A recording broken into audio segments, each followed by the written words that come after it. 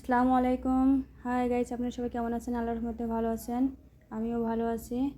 আমি একটা নতুন টিপস নিয়ে এসেছি। প্রথমে কড়াইতে তেল দিয়ে তেল একটু গরম করে কিছু পেঁয়াজ কুচি দিয়েছি আর কিছু কাঁচামরিচ দিয়েছি, একটু লাল করে নিলাম। এখানে এক টুকরা তেজপাতা দিয়েছি, কয়েকটা দারচিনি, এলাচ, লবঙ্গ, গোলমরিচ দিয়ে একটু নাড়াচাড়া করে নিলাম। ভালো করে একটু কষায় নিব। হালকা একটু পানি দিলাম যাতে পুড়ে না যায় মশলাটা। পানিটা হালকা একটু নাড়াচাড়া করে নিব। এখন কিছু মশলা দিব। প্রথমে হাফ চা চামচ মশলা গুঁড়া,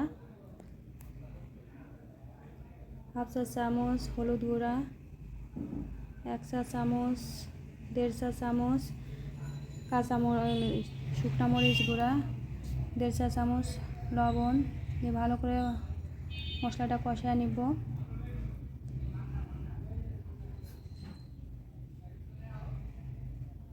পেঁয়াজ বাটা দিলাম 2 চা চামচ, রসুন বাটা 2 চা চামচ, জিরা বাটা 1 চা চামচ, আদা বাটা 2 চা চামচ। ভালো করে কষিয়ে নিব।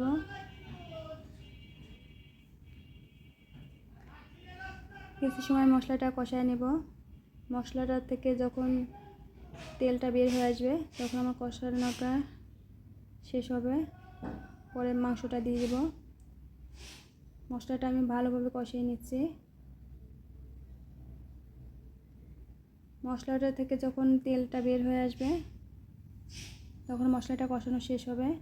তাহলে মশলাটা যত বেশি কষানো যাবে তত তরকারিটা টেস্ট বেশি ভালো হবে। যে কারণে মশলাটা ভালোভাবে কষাতে হবে। আর মশলাটা ভালোভাবে না কষালে একটা বাজে স্মেল আসে, সেই স্মেলটা থাকবে না। এখন আমি হাঁসের মাংসটা দিয়ে দিলাম মশলাতে। ভালোভাবে নাড়াচাড়া করে নিব যাতে মাংসের গায়ে মশলাটা সব মাংসের সাথেই মশলাটা লাগে।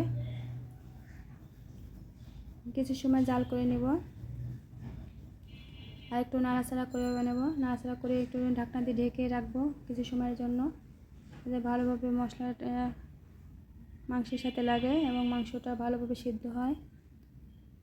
কিছুটা আলু কেটে রেখেছিলাম আগে থেকে, আলুটা দিয়ে দিলাম মাংসের ভিতরে।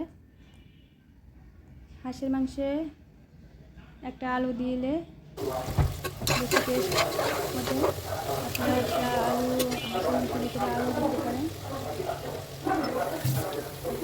আমার মাংসটা প্রায় কষানো শেষ। এখন পানি দিয়ে দিলাম। পানি দিয়ে নাড়াচাড়া করে ঢাকনা দিয়ে ঢেকে দেবো। আর মাংসটা হয়ে গেছে। এখন আমি মাংসটা বাটিতে বেড়ে নিচ্ছি। মাংসটা আমি ঝোল যেটা বলে সেটা আমি কম রেখেছি, একদম বুনা বুনা করে ফেলছি মাংসটা। এই যে আমার মাংসটা দেখেন। সেটা যদি ভালো লেগে থাকে প্লিজ লাইক কমেন্ট শেয়ার করে দিন।